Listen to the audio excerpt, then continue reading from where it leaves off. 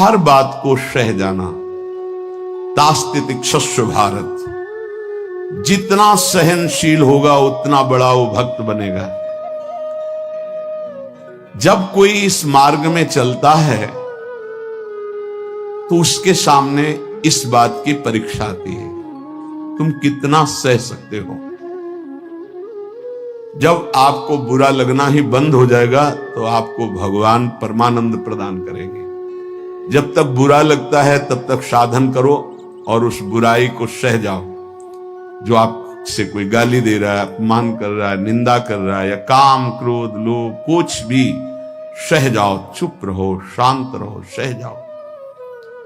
नहीं, किसी से कह देते हैं तो हृदय थोड़ा खाली हो जाता है, तो कहते हैं यहां नहीं होगा। रहीमन मन की मन व्यथा रखिए मन में गोए, ये दिव्य सिद्धांत है। कहू ते कछ दुख घटी होई, कहने से दुख कम हो जाता है। पर काहि कहो यह जान न कोई, पर किससे कहूं, इस बात को कौन जानेगा। तो रहीमन मन की मन व्यथा रखिए मन में गोए, सुनी छलई हैं लोग सब बांट न ले है कोई। विनोद होने लगे, तुम्हारा मजाक बना देंगे लोग। सहनशील, बहुत गंभीर। वैसे भी साधुता की जब बातें आती है तो सहनशील, आशय, उदार, धीरज सहित विवेकी, जहां देखो तहां तितिक्षवः पहला शब्द है साधु के लक्षण का। यहां कह रहे हैं दो बातें भक्त की पहली पहचान। पहला, सहनशील कितना है। लोग उसे बुरा कहेंगे, उसकी हंसी उड़ाएंगे, उस पर कटाक्ष मारेंगे, उसका अपमान करेंगे, उसको छोड़ देने की धमकी देंगे, उसको लड़ने के लिए उत्साहित करेंगे। उसकी पराजय भी हो सकती है, पर वो शांत गंभीर, अपनी अंदर की वृत्ति को कभी विचलित ना होने दे, सह जाए। बहुत ध्यान देने की बात है। भजन करके उसे बचाना कठिन, बचा के पचाना कठिन। यह है भजन करना और उसको बचाना और उसको पचाना। आप को बुरा कहेंगे, पूज्य बाबा कह रहे हैं, हंसी उड़ाएंगे, आपके कटाक्ष मारेंगे, बड़ा भजनानंदी बनता है, किसी से तो बात ही नहीं करता है, अपने को कुछ ज्यादा ही भगत समझते हैं क्या। ऐसे क्या क्या कटाक्ष करेंगे, आपको लड़ने के लिए उकसाएंगे, उत्साहित करेंगे कि आप लौट कर उनको जवाब दीजिए, लड़िए। वो ऐसा महसूस करवाएंगे कि आप हार गए, चुप हो गए, आप दब गए। चुप हो जाओ, हार जाओ, हरि को हरि नाम, मौन होकर चुपचाप सह जाओ। इस गुण से अध्यात्म की उन्नति बहुत जोर की होती है। सहिष्णु, सहनशीलता, तितिक्षा, इनको एक ही शब्द के पर्यायवाची है। सहित सहित बाढ़े भगत गृह तन गुरहित गार, सेवक जी महाराज कहते हैं। और जिसके अंदर सहनशीलता नहीं है तो वो केवल परमार्थ का आडंबर करेगा, स्वप्न में भी आध्यात्मिक उन्नति नहीं हो सकती। जागृत की तो बात जाने दो, पकड़ लीजिए। सबसे पहला लक्षण सहन करना। ये आप संकल्प कर ले कि जीवन में सब कुछ सहन करना है मुझे। जो सह गया सो साधु, जो टूट गया वो विषयी। यही बात हमको एक शराबी देव समझाई थी ब्रह्मावर्त बिठूर में। ए देखो, तिल तिल ये छवि काटी गई, तो आज भगवान बन के पूज रही। ए बच्चा, टूटना नहीं।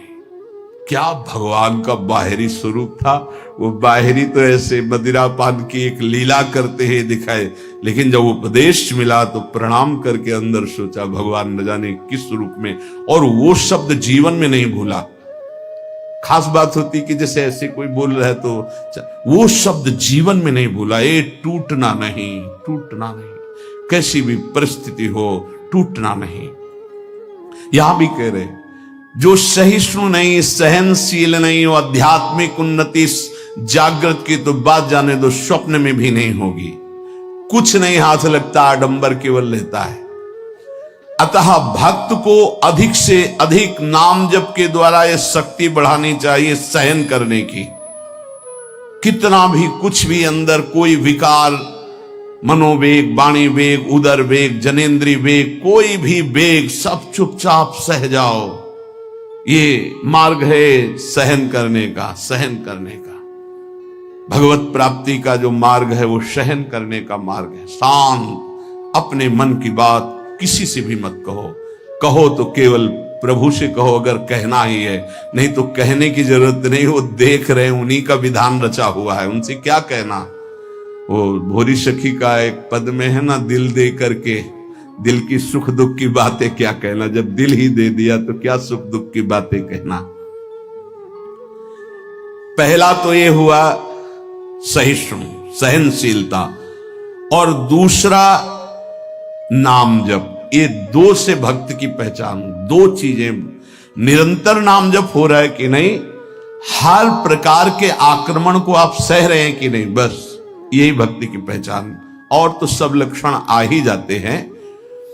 नाम में जितनी अधिक शक्ति है उतना कोई वर्णन ही नहीं कर सकता। इतनी अधिक अचिंत शक्ति नाम में है। नाम में जितना मन लगाओगे तो तुम्हारा मन निर्मल और तुम्हारा बल बढ़ता जाएगा और वो निर्बल होता जाएगा।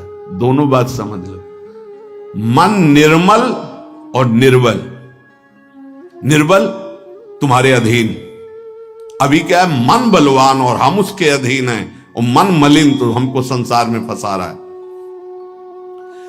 नाम में जितना आपका भाव बनता जाएगा, श्रद्धा विश्वास बनता जाएगा, उतनी ही तुम नजदीक प्रभु के पहुंचते जाओगे। भजन करना कठिन, करके बचाना कठिन, पचाना एक सूत्र केवल, सब कुछ सहन करना है जीवन में। भूख प्यास, गर्मी सर्दी, मान अपमान, निंदा स्तुति, सब सहन करना, चुप शांत एकदम अंदर, और नाम जप। बस ये दो बहुत जोर की बात बाबा ने बताई कि सहनशीलता और नाम जप ये प्रधान दो गुण हैं जिससे भक्त की पहचान होती है। तो हम अंदर अपने करें, दूसरों पे नहीं, अपने अंदर कितना नाम जप कर रहा, हम कितना सहनशील है। जब नई नई अवस्था में साधन में आए थे तो ये मनाते थे कि कोई अपमान करे, देखे कैसा लगेगा। कोई अपमान करे, फिर भगवान ने बड़ी कृपा की, बहुत अच्छे अच्छे शब्दों के स्वागत हुई, तो हृदय में अब कैसा लग रहा है। एक समय ऐसे सीधे गंगा के किनारे जा रहे, सामने से बड़ी गालियां और बड़े कटु वाक्य, ऐसे वैसे क्या क्या बातें, शांत एकदम चुप। कैसा लगा। मांगते थे कि प्रभु कभी अपमान हो तो कैसा लगेगा, कैसा लगा, शांत मन। हाँ चलो ठीक है, आगे चलो।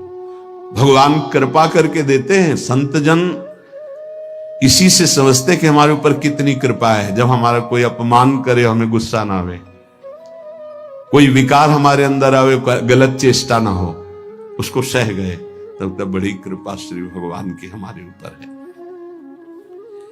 संसार का चिंतन तो सारी दुनिया करती है। यदि भक्त भी संसार का चिंतन है तो किस बात का भक्त है। अगर दो चीजें लानी है, सहनशीलता और निरंतर भजन, तो ये 6 साधन हैं।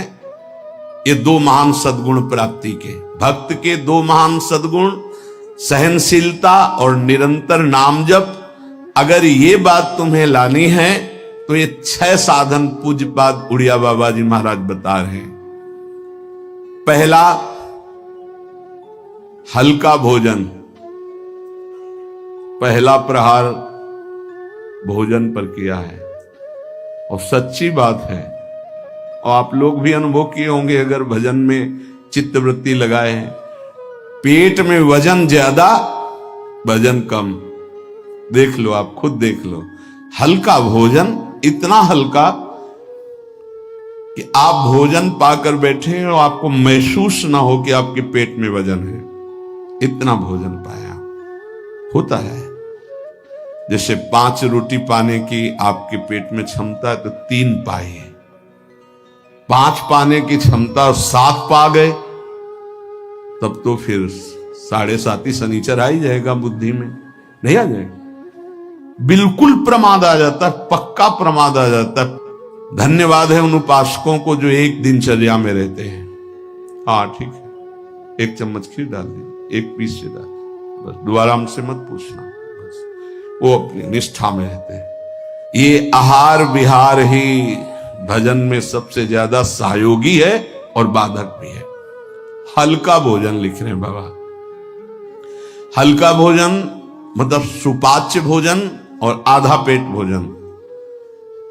एक दिन चर्चा हुई थी, अगर याद हो पीछे, 400 ग्राम अन्न में 24 घंटे में बहुत स्वस्थ शरीर रह सकता है। केवल रसेंद्री फंसाए है, रसेंद्री। हमें लगता है कि अगर हमें जीवन उछाल उत्साहित और बहुत सात्विक रखना है तो हल्का भोजन। दूसरी बात, प्राण संयम। ये जो बहुत जल्दी जल्दी श्वासें चलती हैं, इससे भजन में बड़ा बाधा पड़ती है। एक आराम से श्वास खींचिए, कितनी बार राधा नाम जपते हैं, फिर आराम से छोड़िए, कितनी बार छोड़ते हैं। प्राणों का संयम आवश्यक है, इसलिए 2-3 प्राण वायु का संशोधन की प्रक्रियाएं हैं जिनको सबको करना चाहिए। ये प्राणायाम के अंतर्गत नहीं, हम भजन की बात कर रहे हैं। आराम से बैठ जाओ, इसे दोनों स्वरों से वायु खींचो, कोई हाथ वाथ लगाने की जरूरत नहीं, पूरी खींचाओ और एकदम छोड़ दो।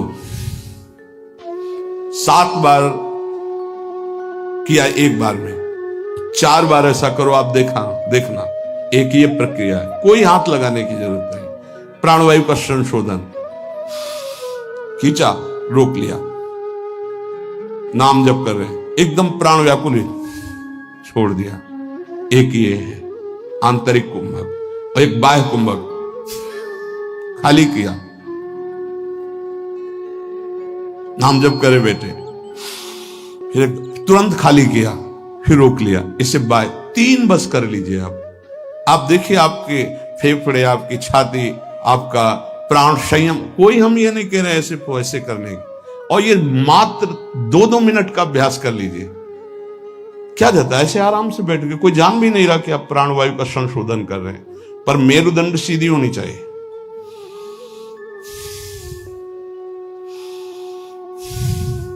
जितना अधिक खींच पाओ, अधिक छोड़ पाओ, 6 बार, 7 बार, 8 बार, बस, इससे ज्यादा नहीं। और ये 4 बार दिन में, एक बाह्य कुंभक, एक आंतरिक कुंभक, ये 5-5 बार कर ली। आप देख लीजिए आपका प्राणवायु कितना, जितना प्राणवायु पवित्र होगी उतनी सुंदर अन्न पाचन क्रिया होगी, और उतना ही आपके मस्तिष्क में एक गुदगुदाहट सी, ध्यान करने की इच्छा होगी। मंत्र जपोगे तो एक प्यारा लगेगा। अब जब प्राणवायु किसी की देखो ना, एकदम अगर एकांत कमरे में हो तो ऐसा लग रहा है जैसे धौंकनी चल रही, क्योंकि स्थूल प्राणवायु है, उसकी आवाज अलग ही सुनाई देगी। प्राणवायु का संयम, भोजन हल्का और प्राणवायु संशोधन कृपया जरूर करें, चाहे वृद्ध शरीर हो चाहे जवान शरीर हो, ये जरूरी है प्राणवायु का संशोधन। अपने तो किडनी खराब हो गई, तब से बंद हो गए, नहीं तो 45 मिनट केवल प्राणवायु संशोधन होता, तो 45 मिनट व्यायाम, और उस समय केवल भगवदा का नाम चलता था। 1 सेकंड के लिए ऐसा नहीं कि प्राणवायु संशोधन करे, नाम छूट जाए, या व्यायाम करने नाम छूट जाए। तीसरा, कम बोलना, क्योंकि नाम चलाना है और सहनशील होना है। देखो, जब हम अपनी कमजोरी किसी से कहते हैं तो कमजोरी हम पर बढ़ती है और दूसरा हमारा उपहास करता है। इसलिए अपनी कमजोरी तो बोलनी नहीं, और कोई बात भी करने की जरूरत नहीं है। थोड़ा बारा व्यवहार में आवश्यक हो तो उत्तर दे दीजिए, कम बोलना सीखें। उपासक जब अपनी रहने पे रहता है तो हमें लगता है कि धन्यवाद का पात्र है, जो अपने को जलाकर प्रभु के चरणारविंद तक पहुंच रहा है। बहुत कठिन विषय है, प्रणाम है उसको जो अपने को जलाकर आगे बढ़ रहा है। कम बोलना, तीसरा। चौथा, किसी से कोई भी इच्छा न रखना, न व्यक्त करना। ये 2 महान सद्गुण आ जाएंगे, सहनशीलता और निरंतर भजन। किसी से कोई इच्छा, आप आज क्या पाएंगे? नहीं, आप क्या पाएंगे? जो श्री जी की, ये वैसे आपको पसंद क्या है? राधा राधा राधा। नहीं भोजन में क्या पसंद, यही आहार है हमारा। कभी भी कोई शब्द ना निकलने पाए तो आज फिर मुंगौड़ा बन जाए, ऐसा नहीं। कोई देखो, अगर आपको वास्तविक मार्ग को प्राप्त करना है तो ये सिद्धांत है, कोई भी इच्छा है भी तो प्रकट नहीं करना हो। आप देख लेना, अगर श्री जी को मूंग के मुंगोड़ा ही पवाने हैं ना प्रसाद में, तो आपको मिल जाएंगे कहीं ना कहीं से। मांगने की जरूरत नहीं, कहने की जरूरत नहीं, इच्छा व्यक्त करने की जरूरत नहीं। पांचवा, जो इंद्री बहुत लालायित हो गई और उसका विषय आ गया हो तो उसका संसर्ग ना होने देना। देखो, जैसे वो दो सद्गुण कठिन है तो उनको लाने वाले साधन भी बहुत कठिन है। किसी भी इंद्री की बहुत इच्छा हुई और वैसे ही संयोग आ गया, कोई भी इच्छा, हर इंद्री में अपनी इच्छा रहती है, प्रबल इच्छा हुई और प्रारब्धवशात माया ने वही संयोग बना दिया, लो खाओ। और आपको पता है कि ये मेरे हृदय में बिल्कुल चल रहा था, कैसे मिले, और वो मिल गया, तो खुश नहीं होना। बोले संसर्ग नहीं होने देना, पाने नहीं हटा देना है। इतनी हिम्मत है। पहला लक्षण सहिष्णु, वो दूसरा निरंतर भजन। जो तुम्हारी, ये सब बातों में नहीं कह रहे, जिसकी प्रबल इच्छा थी हमारे अंदर और वही आ गया संयोग से, यही बात गुरुदेव ने बताई थी। बोले जो प्रिय वस्तु हो उसका संयोग इंद्रियों के संसर्ग में ना होने पाए और उसको भोग लगा बांट दो। तो बाबा कह रहे किसी भी प्रिय बात, प्रिय वस्तु, वो इंद्रिय भोग जब उपस्थित हो तो उसका संसर्ग ना होने देना। इससे दो सामर्थ्य जागृत होंगी, निरंतर नाम जप और सहिष्णु, सहनशील। और वाणी पाठ और अपना जो संत समागम है, इसके सिवा अकेले रहने का स्वभाव बनाना। इसमें भी जो अपने प्रियजन परिवार के जन, उनको लगने लगता है अकेले बैठे क्यों रहता है। अरे वो अपने साधन में बैठा है, उसके लिए डिस्टर्ब थोड़ी होना कि अकेले क्यों बैठा। धन्य भाग है जैसे अपने लोगों को सूचना मिलती कि एकांत ही चुपचाप बैठा है, तो अपने को पता है, अपना हृदय शीतल होता है कि सही मार्ग है, सही मार्ग है। एकांत देश में रहने का स्वभाव होना, प्राणों का संयम होना, भोजन बहुत हल्का सात्विक होना, कम बोलना, किसी भी तरह से अपनी इच्छा को किसी के सामने प्रकट ना करना।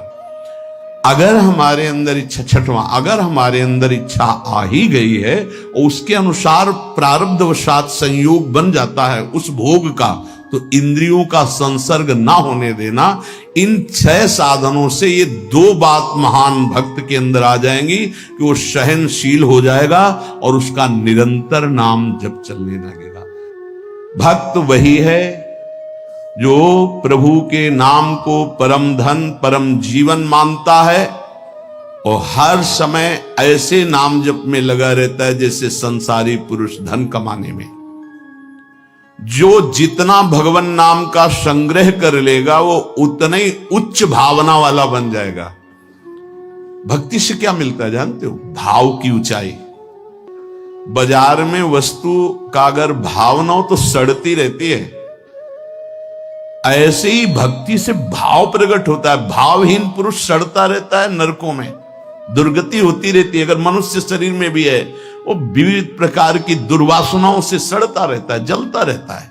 और भक्त भावोत्सवेन भजताम रस कामधेनु, भाव में डूबा आनंद मगन रहता है। ये भाव कहां से आता है? जितना नाम रूपी धन एकत्रित करोगे उतना ही महंगा भाव आपके अंदर आ जाएगा। बोले ये तो प्रिया प्रीतम की लीला में डूबे रहते हैं, भाव कहां पहुंचा दिया? अभी कहां है? काम भाव, क्रोध भाव, लोभ भाव। अभी तुम्हारा भाव गिर गया, भाव उठाओ। तो बोले कहां है? बोले प्रिया प्रीतम के भाव में। बोले ये कहां है? बोले काम भाव में, क्रोध भाव में, लोभ भाव में। भाव ही सब कुछ है। भगवान को पुकार करके साक्षात सामने प्रकट करने की सामर्थ्य भाव में ही है। भाव पूरित टेर ही करती मुझे लाचार है, भाव बिन सुनी पुकारे मैं कभी सुनता नहीं। बात ध्यान करो, भाव सारा। और ये भाव कहां से आता है? पूज्य उड़िया बाबा कह रहे, जो भक्त जितना अधिक नाम जप कर लेता है उतना ही बढ़िया भाव उसका बन जाता है। जो नाम कीर्तन पर विश्वास करता है कि नाम कीर्तन कर रहा हूं तो मेरे प्रभु यहीं बैठे सुन रहे हैं, भक्त का सदैव ऐसा भाव रहता है। मैं पद गायन कर रहा हूं, मेरी प्रियालाल मुस्कुरा रहे हैं, वो सुन रहे हैं। बाणी श्री ध्रुवदास जी की सुन जोरी मुस्कात। अगर तुम्हें भाव नहीं आ रहा तो आचार्यों ने लिखा है कि जब 42 लीला गाई जाती है तो जोरी प्रिया प्रीतम परस्पर देखकर मुस्कुराते हैं और गायन और श्रवण करने वाले उपासकों पर कृपा करते हैं। जो सांसारिक पुस्तकों को, समाचार पत्र को और विलासिता भरी काम भरी बातों जिसमें लिखी हुई ऐसी पुस्तिकाओं को जो पढ़ते हैं वो कभी भक्त नहीं बन सकते। तो बाबा के समय मोबाइल नहीं चला था 60-70 वर्ष पहले, ये तो 35 वर्ष बहुत हुए होंगे, नहीं मोबाइल को भी लिख देते, क्योंकि उस समय पत्रिका ही गंदी बातों की लिखा पढ़ी वाली बातें पढ़ी। अब तो मोबाइल वाली बातें हैं। वो भक्त नहीं हो सकता जो गंदी बातें देखता है। नहीं, आपको तो अपनी वृत्ति पवित्र करनी, बचानी है।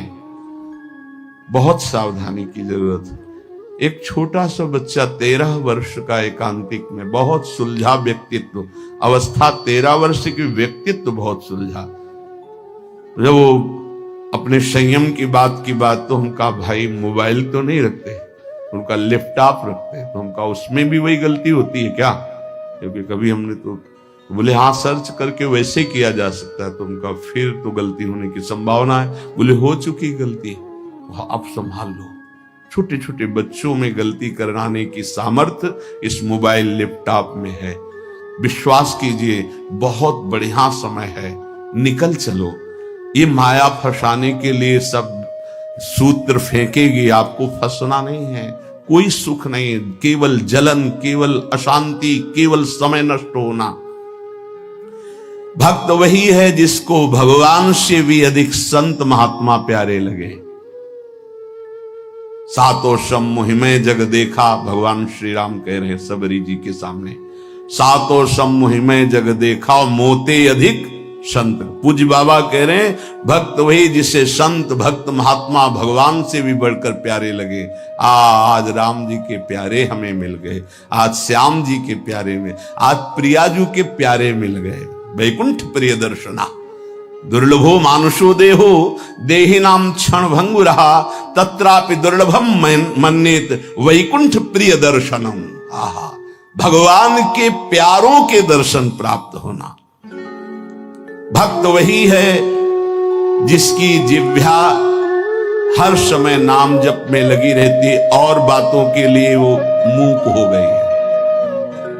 नारायण हरि भजन में पांचों न सुहाग, जो सच्चाई से मार्ग में चल रहा उसको अच्छा ही नहीं लगता। विषय भोग, निद्रा, हंसी, जगत प्रीति, बहु बात नहीं अच्छा लगता। भक्त वही है जो अपने चित्त को सुरक्षित रखता है। लोग और सब बाहरी वस्तुओं को सुरक्षित रखने की चेष्टा करते हैं पर चित्त को गंदा कर देते हैं। गंदा चित्त, गलत चिंतन। भक्त बाहरी वस्तुओं की सुरक्षा हो, चाहे आग लग जाए, लेकिन चित्त में सुरक्षा में कोई फर्क ना पड़े। चित्त हमारा चित्तचूर के चिंतन में लगा रहे। जहां तक बन सके अपने चित्त को बचाने की कोशिश करो। साधक अपने चित्त को सुरक्षित रहता है, अपने चिंतन को सुरक्षित रखता है। वही साधक है जो चिंतन को सुरक्षित रखे, और कोई परवाह नहीं सुरक्षा रहे या ना रहे। चित्त सुरक्षित है तो निरंतर चिंतन का प्रभाव भगवत साक्षात्कार करा देगा। भक्त वही है जो प्रभु से केवल प्रभु को मांगता है। ध्यान दीजिए, भक्त वही है जो प्रभु से केवल प्रभु मांगता है कि आप चाहिए आप, हमें और कुछ नहीं चाहिए। बस आप मेरे हैं, मैं ऐसा मस्त रहूं, बस ये हमें चाहिए और कुछ नहीं। आपसे आप चाहिए, बस आपसे आपकी माया का कुछ नहीं चाहिए। आप चाहिए। भक्त वही है जो भारी विपत्ति काल में किसी भी व्यक्ति का सहारा न लेकर इष्ट के भरोसे रहता है। ये बहुत कठिन बात है। जब आपके अंदर कोई समस्या जागृत होती, विपत्ति जागृत होती, तो आपका मन कहां जाता है? प्रियाजू पे, या किसी व्यक्ति, किसी सलाहकार मित्र, यार हम बहुत समस्या में हैं, बहुत हमारा मन अशांत है। नहीं कहना। प्रभु की छवि लो और छाती से लगा के उनसे बात करो, हमारा चित्त बहुत अशांत है, प्यारे आप संभाल लो।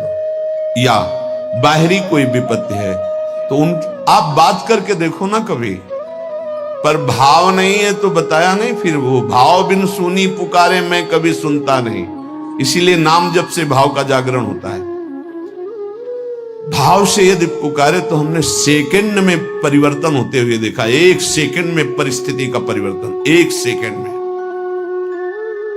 भारी से भारी समस्या का समाधान, जो ही प्रभु से प्रार्थना, उसका तत्काल परिणाम देखा है। एक मात्र भगवत चिंतन ही समस्त विपत्तियों के नाश का उपाय है। हरि स्मृति सर्व विपदि मोक्षणम। इसलिए कभी किसी से सहायता मत मांगो। अगर किसी और की सहायता मांगी तो द्रौपदी की तरह परेशान होना पड़ेगा। आखिरी में द्रौपदी जी ने ठीक जगह सहायता मांगी। हा गोविंद द्वारिका वासिन, तो यहां से वस्त्र हटा नहीं पाया 10,000 हाथियों का बल रखने वाला दुशासन। हम लोग बड़े कमजोर भक्त हैं। थोड़ी सी भी बात हो तो हम किसी का, अन्य का सहारा ले लेते हैं। माता पिता भाई बंधु रिश्ते नाते ठीक है ये, लेकिन सहारा सिर्फ इष्ट देव का। जरा इस शब्द पर देखिए, मेरी महारानी श्री राधा रानी, जाके बल में सबसों तोरी, लोक वेद कुल कानी। किया आपने, तोड़ा आपने। सबसों तोरी लोक वेद कुल कानी, तब असलियत में मेरी महारानी श्री राधा। बाबा कह रहे हैं भक्त वही है जो भारी विपत्ति काल में किसी भी व्यक्ति की सहायता के लिए न देखे, केवल प्रभु की तरफ। अब वो क्या रूप रख करके आते हैं वो देखेंगे, लेकिन किसी अन्य आश्रय में ना जाए, नहीं तो हमारी भक्ति बाधित हो जाएगी। प्रहलाद जी ने किसी को पुकारा क्या? किसी भक्त के जीवन में देखो, किसी के पास गए क्या हाथ जोड़ के कि जमींदार या बादशाह या किसी कि आप हमारा सहयोग कर दो? नहीं, प्रभु देखेंगे। और वो ऐसे अंतिम समय तक कोई सहयोग नहीं कि अब अगला कदम जाएगा एक गिरेगा, और उसी कदम पे प्रभु ऐसे बस आखिरी दम तक वो देखते कि शायद कोई अंदर से पुकार पड़े किसी और को। जब देखा कि बस आप निहाल हो गया, विपत्ति नहीं अब संपत्ति घेरेगी, अब कोई तुझे परेशानी नहीं, मेरी कृपा संपत्ति तेरे को सदैव दुलार करती रहेगी। पूज्य बाबा कह रहे हैं भगवान का सच्चा भक्त वही है जो भगवान से अधिक किसी को नहीं मानता। जड़ चेतन मनुष्य पशु पक्षी लोक लोकांतर मानता है तो सबको भगवत में मानता है, भगवान से बढ़कर किसी को नहीं मानता। फिर तुम किसी को अपना या पराया कैसे कह सकते हो? जब तुम श्री भगवान के हो तो तुम्हारा अपना कौन है? जब तुम श्री भगवान के हो, सम्य भगवान है, तो पराया कौन है? ये सूक्ष्मता समझिए। तुम भगवान के भक्त होकर किसी और को अपना कहते हो या किसी को पराया कहते हो, तो अभी सही भक्ति नहीं आई। ना कोई अपना और ना कोई पराया। कबीरा खड़ा बाजार में सबसे पूछे खैर, ना काहू सो दोस्ती और ना काहू सो बैर। ना कोई अपना और ना कोई पराया। यदि तुम किसी को बुरा कहते और किसी को भला कहते हो तो तुम्हारे अंदर भक्ति कहां है? राग द्वेष युक्त हृदय भक्ति वाला हृदय थोड़ी होता है। इसलिए इसको मिटाओ और मिटाकर समान भाव लाओ, ना कोई अपना ना कोई पराया। प्राणी मात्र में भक्त का राग द्वेष नहीं होता। भक्त भगवान के साक्षात विग्रह में दर्शन करता है। यदि धातु या पाषाण की भावना है तो अभी वो भक्त नहीं हुआ है, साक्षात मेरे प्रभु है। सर्वव्यापी ईश्वर तो ज्ञानी जन भी कहते हैं। भक्त की महानता है और सर्वव्यापता का भाव तो गौड़ रहे, मुख्य भाव रहे साक्षात विराजमान प्रभु है। भक्त का भाव समिट जाता है, सर्वव्यापी भाव होने के बाद वो समिट जाता है। ये दो गुण प्रधान रहते हैं और बहुत से गुण रहते हैं भक्त में, पर दो ये गुण प्रधान रहते हैं।